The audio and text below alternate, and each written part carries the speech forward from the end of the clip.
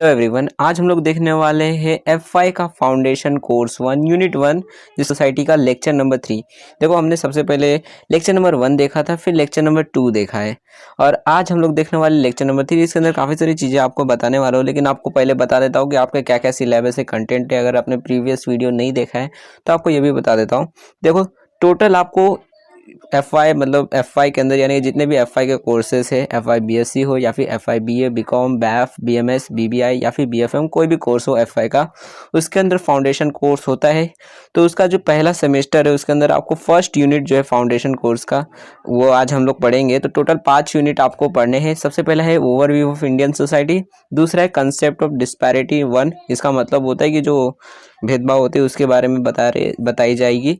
Then तीसरा जो है वो है कंसेप्ट ऑफ डिस्पैरिटी 2, चौथा है द इंडियन कॉन्स्टिट्यूशन और पांचवा और लास्ट जो है वो है significant aspect of political process. ठीक है, आप चाहो तो इसका स्क्रीनशॉट भी ले सकते हो पढ़ने के लिए, याद रखने के लिए कि आपको क्या क्या पढ़ना है अपने पेपर के लिए। ठीक है, फर्स्ट सेमेस्टर का कंटेंट है। आपको फर्स्ट जो सेमेस्टर है उसके अंदर इतने सब्जेक्ट आने वाले हैं। नाउ अब स्टार्ट करते हैं आज का टॉपिक जो है हमारा डेमोग्राफिक कंपोजिशन। यानी कि देखो, ओवरव्यू ऑफ इंडियन सोसाइटी के अंदर हमने क्या क्या चीज़ें देखा। सबसे पहले हमने देखा कि उसका प्लुरलिस्टिक नेचर के बारे में जाना, उसके बाद उसके मल्टी जो रिलीजियंस है उसके बारे में जाना, कल्चर के बारे में जाना, उसके जो मल्टीलिंगुअल्स, काफ़ी सारी चीज़ों के बारे में जाना लेक्चर नंबर 2 और 1 के अंदर। आज डेमोग्राफिक कंपोजिशन के बारे में जानेंगे कि ये जो इंडिया की पॉपुलेशन है उसको किस तरह से हम अलग अलग कंपोज करके अलग अलग हिस्सों में डिवाइड करके स्टडी करते हैं, इसके बारे में जानेंगे। ठीक है, देखो डेमोग्राफिक कंपोजिशन का मतलब क्या होता है इसका पहले आइडिया देता हूँ। डेमोग्राफी का मतलब होता है लोगों की स्टडी करना, लोगों का स्टडी करना, जैसे कि लोग जो है वो कितनी पढ़ाई लिखाई कर रहे हैं इसकी स्टडी करना, लोग मेल कितने हैं, फीमेल कितने, इसकी स्टडी करना, टोटल पॉपुलेशन की स्टडी करने को ही हम डेमोग्राफिक कहते हैं। ठीक है, तो डेमोग्राफिक कंपोजिशन का मतलब क्या हुआ कि हम डेमोग्राफिक जो यानी कि जो लोग हैं उनको अलग अलग हिस्सों में स्टडी करते हैं। यानी कि जैसे कि मेल जो है उनको अलग हिस्सा कर दिया और मेल को अलग कर दिया, फीमेल को अलग कर दिया, फिर जो बूढ़े लोग हैं और जो जवान लोग हैं उनको अलग अलग कर दिया पॉपुलेशन के अंदर। इस तरह से स्टडी करने को डेमोग्राफिक कंपोजिशन कहते हैं। ठीक है, तो यहीं पे पॉइंट्स में भी वही सारी चीज़ें लिखी गई है कि demographic is a study of different aspect of population. यानी कि जो पॉपुलेशन है उनके अलग अलग चीज़ों के बारे में, कैरेक्टरिस्टिक्स के बारे में डेमोग्राफिक में हम पढ़ते हैं। यानी कि उनकी पॉपुलेशन जो है, टोटल पॉपुलेशन है, उसके अंदर कितने मेल है, कितने फीमेल है, कितने पढ़े लिखे हैं, कितने जो है जो नहीं पढ़े लिखे हैं, कितने जो है वो हिंदू है, कितने मुस्लिम है, कितने सिख है। ऐसे पॉपुलेशन जो है उनको अलग अलग चीज़ों की, उनके जितने भी एस्पेक्ट है हर तरीके से स्टडी करने को हम डेमोग्राफिक कहते हैं। अब India occupies about 2.4% of the world's land area. यानी कि देखो, इंडिया टोटल जो हमारा ग्लोब है, अर्थ जो है, उसके अंदर जो उसका जो 2.4% जो लैंड है यानी ज़मीन जो है वो सिर्फ 2.4% ही लैंड जो है ऑक्यूपाई करता है और बाकी का बाकी कंट्रीज करती है। ठीक है, India is the 7th largest country by area in the world. मतलब इंडिया जो है वो 7वां नंबर पे आता है एरिया के मामले में। देखो, सबसे पहले रशिया आता है, फिर चाइना, वो सब आते हैं। तो उसके मामले में, एरिया के मामले में इंडिया जो है वो 7वें नंबर पे आता है, 7th नंबर पे आता है। But it has 17.5% of the world population. लेकिन हमारी कंट्री के अंदर पॉपुलेशन बहुत ज़्यादा है, दूसरे नंबर पे आते हैं, चाइना के बाद हमारा पॉपुलेशन आता है। तो देखो, हमारे जो लैंड है वो सिर्फ हम 2% ही रख रहे हैं, 2.4% ही रख रहे हैं, और जो पॉपुलेशन जो है वो 17.5%, पूरी दुनिया की जो पॉपुलेशन है वो हमारी कंट्री के अंदर है, काफ़ी ज़्यादा पॉपुलेशन है। ठीक है, तो पॉपुलेशन जो है वो लोग जो है हमारी कंट्री के अंदर इतने सारे रहते हैं।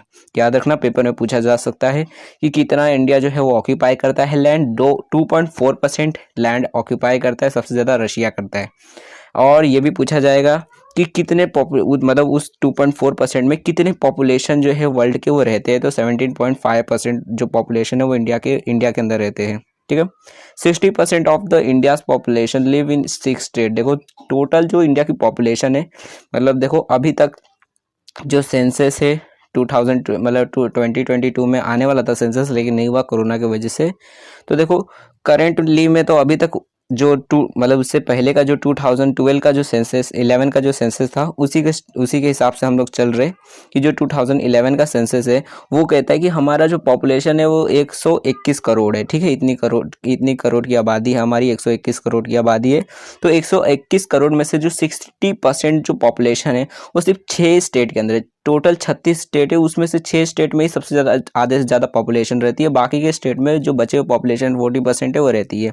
ठीक है, ये जो 6 स्टेट कौन से है, तो सबसे पहला यूपी है। यूपी में सबसे ज़्यादा पॉपुलेशन है, पूछा जा सकता है सबसे ज़्यादा पॉपुलेशन कौन सी है हमारी कंट्री के अंदर है, कौन से स्टेट में है, तो यूपी के अंदर है, ठीक है। दूसरा महाराष्ट्र है, तीसरा बिहार है, चौथा वेस्ट बंगाल है, पांचवा एमपी है, मध्य प्रदेश, और लास्ट वाला जो छठवा है वो है तमिलनाडु, ठीक है। ये 6 के 6 स्टेट जो है वो 60% पॉपुलेशन को ऑक्यूपाई करते हैं इंडिया के अंदर, मतलब एक अकेले ही आधे ज़्यादा पॉपुलेशन को ये रखते हैं। बाकी के जो बचे कुचे हैं वो बचे हुए जितने भी है, गुजरात है, जितने भी अलग अलग स्टेट्स है वो सब के अंदर है, ठीक है। यहाँ तक डेमोग्राफिक कंपोजिशन आपने समझ लिया। अब देखो religion wise composition of population को समझो, यानी कि देखो अब हम क्या करेंगे, हम पॉपुलेशन को रिलीजन वाइज कंपोज कर देंगे। जैसे कि हम जेंडर वाइज भी कंपोज करते हैं कि हमारे कंट्री के अंदर कितने मेल है, कितने फीमेल है, ठीक है। इस तरह से भी करते हैं कि कितने पढ़े लिखे, कितने अनपढ़ लोग हैं, तो उसी हिसाब से हमने ये भी इस हिसाब से भी करेंगे कि कितने हमारे कंट्री के अंदर हिंदू है, कितने लोग मुस्लिम है, कितने क्रिश्चियन है, कितने बुद्धिज़्म को फॉलो करते हैं, कितने सिख है, ये सारी चीज़ों को भी हम स्टडी करते हैं। तो इसी को रिलीजन वाइज कंपोजिशन कहते हैं पॉपुलेशन का, ठीक है। तो 4 परमानेंट रिलीजन एमर्जेड फ्रॉम इंडिया। देखो इंडिया के अंदर बेसिकली 4 जो कास्ट थे, वो मतलब कास्ट नहीं, रिलीजन धर्म जो थे वो पहले से थे। पहला था हिंदुज़म, मतलब हिंदू लोग, दूसरा बुद्धिज़्म, जैनिज़्म और सिखिज़्म। ये 4 जो धर्म है वो इंडिया के अंदर ही एग्जिस्ट करते थे, इंडिया से ही निकले, ठीक है। और जो उसके बाद जो आते हैं वो है क्रिश्चियनिटी, मतलब जो क्रिश्चियन लोग होते हैं वो, इस्लाम, फिर उसके बाद आता है ज़ोरोस्ट्रियनिज़्म, उसके बाद जुदाइज़्म, ठीक है। ये सारे कुछ सिलेक्शन एरिया में ही, कुछ सिलेक्टेड एरिया में ही, थोड़े बहुत एरिया में ही वहाँ से वो सब इमर्ज हुए थे, आए थे ये सारे जो बचे हुए जो रिलीजन है, धर्म है, ठीक है। ओके, नाउ आगे है majority of India's population follow Hinduism followed by Islam and other religion. देखो ज़्यादातर जो पॉपुलेशन है हमारे कंट्री के अंदर वो हिंदू ही है, ठीक है। आपको भी मालूम है कि ज़्यादातर जो लोग हैं वो हिंदी में ही बात करते भी है, और हिंदू ही है ज़्यादातर लोग भी, ठीक है। लेकिन उसके बाद जो आते हैं वो इस्लाम है, मतलब जो मुस्लिम लोग हैं वो हिंदू के बाद आते हैं, सेकंड नंबर पे मुस्लिम आते हैं, तीसरे नंबर पे क्रिश्चियंस आते हैं, ठीक है। तो ऐसे बाकी सबसे पहले हिंदू आता है, फिर इस्लाम, मतलब जो मुस्लिम लोग आते हैं वो आते हैं, उसके बाद जो बचे हुए रिलीजन है वो आते हैं, ठीक है। इंडिया हैज़ नो ऑफिशियल और state religion, the constitution of India grants the freedom of religion. मतलब देखो इंडिया के पास किसी भी तरह का ऑफिशियल स्टेट का, किसी भी मतलब स्टेट का या फिर इंडिया का कोई भी ऑफिशियल लैंग्वेज नहीं है। यानी कि जैसे अब जैसे पाकिस्तान है, तो पाकिस्तान एक इस्लामिक देश है, वहाँ पे अगर आप हिंदू रहते हो तो वहाँ पे आपके लिए जुर्म है, वहाँ पे आपको मारा भी जाता है वहाँ पर हिंदू लोग को।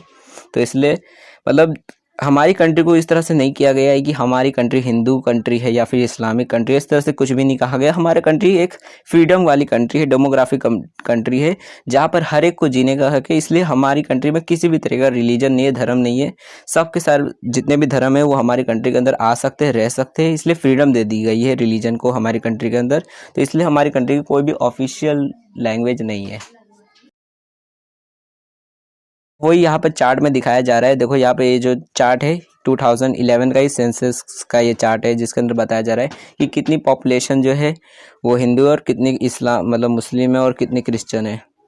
तो सबसे पहला आता है हिंदुज़म, ठीक है। हिंदुज़म मतलब क्या, हिंदू लोग, तो वो है 79.8% जो है लोग जो है टोटल पॉपुलेशन में 79.8%, यानी 80% लोग जो है वो हिंदू है। उसके बाद आता है इस्लाम, मतलब जो मुस्लिम लोग है वो 14.2% लोग है। क्रिश्चियनिटी यानी क्रिश्चियन जो है वो 2.3% है। सिक्स जो है सिखिज़म यानी सिख जो है वो 1.7% है। बुद्धिज़्म जो है वो 0.7% है, और जैनिज़्म जो है वो 0.4% है। सबसे कम जैनिज़्म है 0.4%, और उसके बाद जो बचे वो और जितने भी धर्म है वो सब 0.9% है, ठीक है।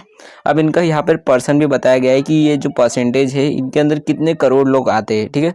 तो हमारे हिंदुज़म मतलब हिंदू जो है वो टोटल 96.63 करोड़ है, यानी कि 96 करोड़ 63 लाख इतने लोग हैं हिंदू, और 17 करोड़ 22 जो लाख जो लोग हैं वो मुस्लिम हैं, 2 करोड़ 78 लाख जो है वो क्रिश्चियन है, और 2 करोड़ 8 लाख जो है वो सिख है, और सिर्फ 84 लाख जो है वो बुद्धिज़्म को फॉलो करते हैं, और सबसे कम जो है वो जैनिज़्म, उसके अंदर सिर्फ 45 लाख ही लोग हैं, इतने ही लोग हैं खाली जैनिज़्म के अंदर। और जो बचे हुए हैं उसके अंदर सिर्फ जो 1.8 करोड़ मतलब कि 1 करोड़ 8 लाख लोग जो है वो जो बचे हुए रिलीजन है उसके अंदर आते हैं, ठीक है। और टोटल हमारी पॉपुलेशन जो है वो 1 करोड़ 21 मतलब 1 करोड़ सॉरी 1 121 करोड़ है हमारी टोटल पॉपुलेशन। 121 करोड़ 121 करोड़ की आबादी हमारी टोटल है। ये 2011 का सेंसस है। अभी करंट में तो कहा जा रहा है कि 140 करोड़ की आबादी हो चुकी है, लेकिन हमारे पेपर के हिसाब से हमें 2011 सेंसस के हिसाब से ही चलना चाहिए। इसलिए पेपर में आपको लिखना है कि वह 121 करोड़ की आबादी हमारी 121.8 करोड़ की हमारी आबादी है, इतनी आपको लिखना है। ठीक है, तो आई होप आपको सारी चीज़ें समझ आ गई होगी। अगर आपको कोई भी डाउट होता है या फिर किसी भी तरीके का प्रॉब्लम है अगर आप वीडियो के अंदर आपको दिखता है तो आप लोग कमेंट सेक्शन में बता सकते हो।